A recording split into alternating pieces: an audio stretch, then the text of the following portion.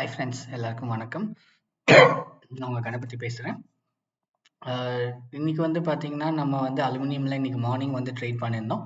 அது நீங்கள் பார்த்துருப்பீங்க. நமக்கு அதுக்கு ஒரு ப்ராஃபிட், நமக்கு ஒரு 4500 கிட்ட நமக்கு ப்ராஃபிட் கிடச்சிருந்துச்சு. அண்ட் அதுக்கப்புறம் நம்ம எக்ஸ்பெக்ட் பண்ண மாதிரி மார்க்கெட் வந்து நல்லாவே வந்து மேலே தான் போயிருந்தான். நம்ம என்ன எக்ஸ்பெக்ட் பண்ணோம் அப்படின்னா, மார்க்கெட் அட்லீஸ்ட் ஒரு 241.5 வரைக்கும் போவான் அப்படிங்கிறது தான் வந்து நம்மளோட அனாலிசிஸாக இருந்துச்சு. அண்ட் அதே மாதிரியே வந்து நம்மளோட அனாலிசிஸ் படி 241.5 தாண்டி 6 வரைக்கும் போனால், அதுக்கப்புறம் மார்க்கெட் அப்படியே வந்து நல்லாவே கீழே இறங்கிட்டான் அலுமினியமில். நீங்கள் அலுமினியம் பார்த்தீங்கன்னா தெரியும், மார்க்கெட் வந்து மேலே போனவன் அப்படியே கீழே இறங்கிட்டான். ஸோ மார்க்கெட் வந்து இப்போ பயர்ஸ் பக்கம் போனது, திரும்ப செல்லர்ஸ் வந்து திரும்ப அந்த மார்க்கெட்டை வந்து கீழே இழுத்துருக்காங்க. அதனால வந்து நாளைக்கு மார்க்கெட் புல்லிஷாக இருக்குமா அப்படிங்கிறது எனக்கு சந்தேகம் தான். பட் நம்ம வெயிட் பண்ணி தான் பார்க்கணும். ஜிங்க்கும் அதே மாதிரி தான் நம்ம எக்ஸ்பெக்ட் பண்ணியிருந்தோம். ஜிங்க் நான் மார்னிங் சொல்லியிருந்தேன், மார்க்கெட் வந்து நான் கண்டிப்பாக புல்லிஷில் தான் இருப்பான் அப்படிங்கிறது நான் சொல்லியிருந்தேன். ஸோ அதே மாதிரியே வந்து மார்க்கெட் ஓப்பன் ஆன ப்ரைஸ் வந்து பார்த்தீங்கன்னா கிட்டத்தட்ட ஒரு 280 கிட்ட வந்து ஓப்பன் ஆயிருந்துச்சு. பட் அதுக்கப்புறம் வந்து ஒரு 2000 ரூபா வரைக்கும் மேலே போயிருக்கான். ஸோ 2.5 ருபீஸ் ஜிங்க்லன்னு பார்த்தீங்க அப்படின்னா 1 ருபிக்கு 5000 கணக்கு பண்ணோம் அப்படின்னா ஒரு 12,500 ருபீஸ் கிட்ட அவன் மேலே போயிருக்கான். மேலே போயிட்டு அதுக்கப்புறமா தான் வந்து செல்லர்ஸ் அந்த ப்ரைஸை அப்படியே கீழே இழுத்துருக்காங்க. பட் ஆனால் நம்மளோட ப்ரெடிக்ஷன் வந்து மார்க்கெட் மேலே போகும் அப்படிங்கிறது தான் இருந்துச்சு. ஸோ மார்க்கெட் வந்து மேலே தான் போனான். அண்ட் ஃபர்தர் ரீசன்ஸ்னால வந்து மார்க்கெட் வந்து கீழே இறங்கியிருக்கான். அண்ட் இப்போ வந்து எனக்கு excuse me, sorry. So market திரும்ப எனக்கு மேலே தான் போவான் அப்படிங்கிறது என்னோட அனாலிசிஸாக இருக்குது ஜிங்க்கை பொறுத்த வரைக்கும்.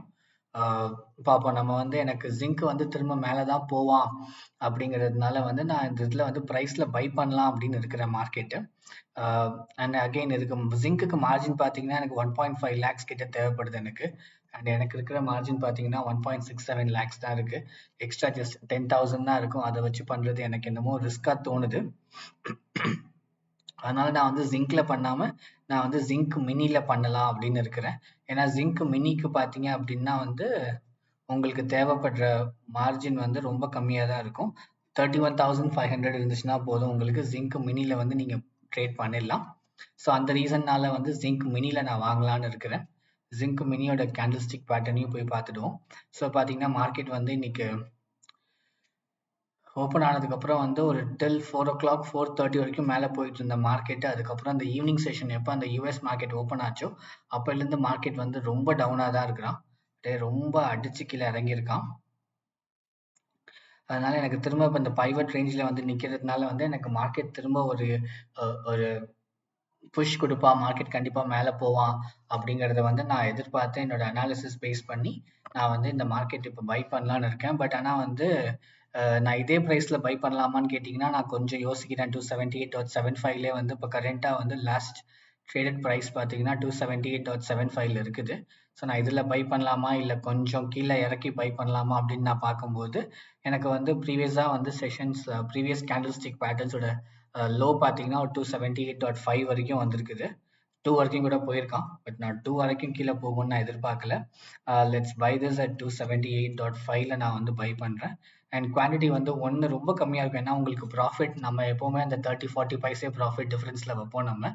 அதுக்கு வந்து பார்த்தீங்கன்னா உங்களுக்கு ப்ராஃபிட் ரொம்ப கம்மியாக கிடைக்கும் அப்படிங்கிறதுனால நான் 2 குவான்டிட்டியாக வாங்கிக்கிறேன். ஸோ 2 குவான்டிட்டிக்கு வந்து எனக்கு தேவைப்படுற margin is somewhere at 62,962 rupees.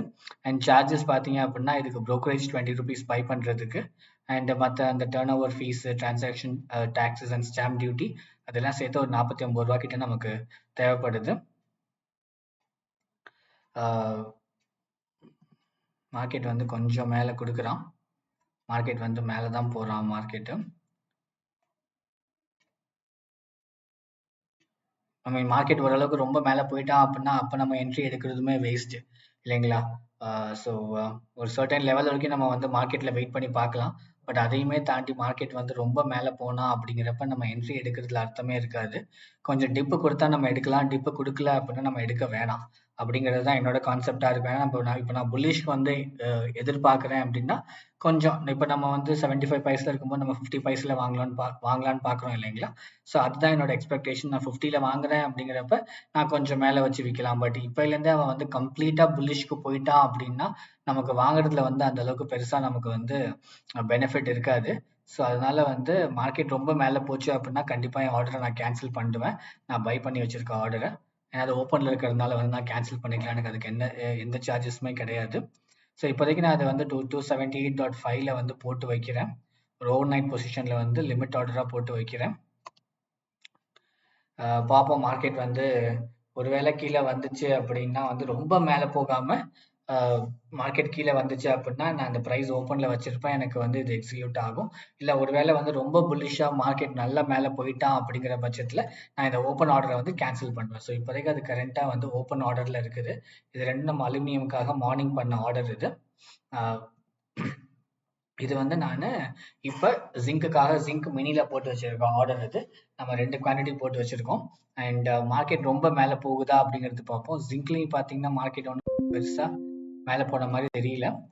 So அதனால இன்னொரு 15-20 மினிட்ஸ் கிட்ட வெயிட் பண்ணி பார்ப்போம் மார்க்கெட் வந்து கீழே வருதா அப்படின்னு. மார்க்கெட் ஒருவேளை கீழே வந்தான் அப்படின்னா கண்டிப்பாக வந்து நம்ம